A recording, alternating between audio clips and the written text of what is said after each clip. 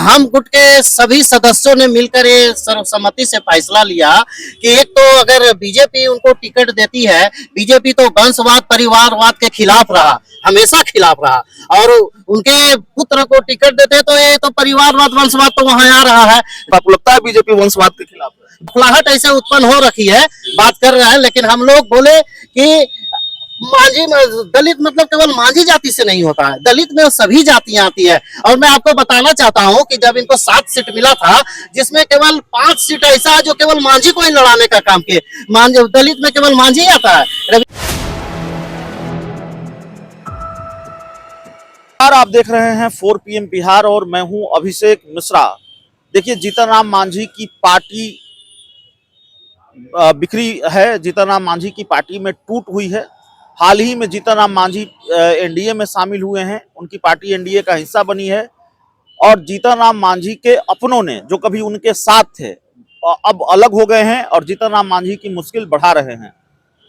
एक नया गुट बनाया है जीतन राम मांझी के पुराने नेताओं ने, उनकी पार्टी छोड़ने वाले नेताओं ने, और दावा किया है कि अगर संतोष सुमन को बीजेपी गया लोकसभा सीट से उम्मीदवार बनाती है तो फिर संतोष सुमन को हराने में वो कोई कसर नहीं छोड़ेंगे। हमारे साथ राजेश निराला यादव हैं, जीतन राम मांझी की पार्टी में थे, पार्टी के प्रवक्ता थे जी।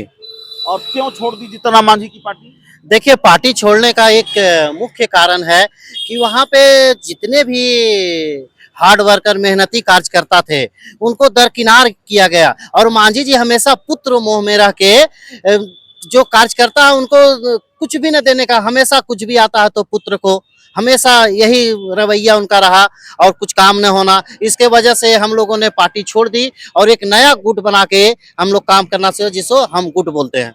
हम गुट में कितने लोग हैं? जीतन राम मांझी का साथ कितने लोगों ने छोड़ा है? अभी तकरीबन 65 लोग साथ छोड़ा है और हम लोग संदेश दिए हैं मांझी जी को कि अभी भी आप पुत्र मोह से हटिए, सतर्क हो जाइए, नहीं तो आने वाले समय में आपको बेचैन कर देंगे। बेचैन कर देंगे? बिल्कुल। आप लोगों ने कहा है कि गया लोकसभा सीट से अगर जीतन राम मांझी के बेटे को उम्मीदवार बनाया जाता है तो आप लोग उनको हराएंगे, उनकी राह मुश्किल करेंगे। कैसे करेंगे? बिल्कुल, हम गुट के सभी सदस्यों ने मिलकर ये सर्वसम्मति से फैसला लिया कि एक तो अगर बीजेपी उनको टिकट देती है, बीजेपी तो वंशवाद परिवारवाद के खिलाफ रहा, हमेशा खिलाफ रहा, और उनके पुत्र को टिकट देते तो ये तो परिवारवाद वंशवाद तो वहां आ रहा है, जो इनके रूल के अगेंस्ट है। दूसरी बात, अगर इनको देने का काम किए, जैसे ये सरकार में थे, जब इनको मंत्री बनाने की बात ही आई तो अपने बेटा को मंत्री बना दिए, जब एमएलसी बनाने की बारी आई तो अपने बेटा को एमएलसी बना दिए, जब राष्ट्रीय अध्यक्ष बनाने की बारी आई तो अपने बेटे को राष्ट्रीय अध्यक्ष बना दिए। उनके घर में भी और दलित में भी उनसे ज्यादा काबिल लोग हैं, उनको हमेशा दरकिनार किया जाता है। और मैं एक बात बताना चाहता हूँ, जो मंत्री बनने की बात आई थी तो ये 2-2 मंत्रालय अपने पास रखे थे। इनके पार्टी में काबिल नेता थे, अनिल बाबू जो टेकारी विधायक है, वो संघर्ष के साथी रहे, मांझी जी से बहुत पहले से जुड़े थे। दूसरा एक जमीनी विधायक सिकंदरा के प्रफुल्ल मांझी रहे, वो भी काफी मेहनती है। तो ये 2 मंत्रालय मलाई अपने ही खाना चाहते हैं, 2 मंत्रालय रखे। आपने कहा कि बीजेपी वंशवाद के खिलाफ, आपको लगता है बीजेपी वंशवाद के खिलाफ है? बिल्कुल, हम लोग तो विरोध कर ही रहे हैं। हम लोग तेजस्वी यादव ने पूरा रिकॉर्ड बता दिया था विधानसभा में, वंशवाद के खिलाफ बीजेपी है या नहीं है। पूरा पिता और पुत्र सब बीजेपी में रहे हैं, कैसे बीजेपी वंशवाद के खिलाफ है कि नहीं है, पूरा लिस्ट बता दिया था तेजस्वी यादव ने विधानसभा। ये तो पूरा जनता देख रही है कि वंशवाद के है कि नहीं, और हमें तो नहीं लगता है कि इनको बीजेपी अगर विचार करेगी तो हम गुट के जो सब सदस्य हैं, सब फायर आदमी हैं, सब मिल के इनको बौखलाहट ऐसे उत्पन्न हो रखी है, बात कर रहे हैं, लेकिन हम लोग बोले कि मांझी दलित मतलब केवल मांझी जाति से नहीं होता है, दलित में सभी जातियां आती है। और मैं आपको बताना चाहता हूं कि जब इनको 7 सीट मिला था, जिसमें केवल 5 सीट ऐसा है जो केवल मांझी को ही लड़ाने का काम किए, दलित में केवल मांझी आता है, रविदास है, रजक है, सब जाति कहाँ गए? ये केवल जाति के नाम पे शोषण करने का काम कर रहे हैं, जाति का वोट लेने का काम कर रहे हैं, मलाई खाने का। महत्वपूर्ण मुद्दा है, जो बात है, जो दावा आप लोग कर रहे हैं कि संतोष सुमन को हरा देंगे गया लोकसभा से अगर बीजेपी उम्मीदवार बनाती है, तो आप भी जानते हैं तकरीबन फाइनल है, गया लोकसभा सीट से वो उम्मीदवार होंगे,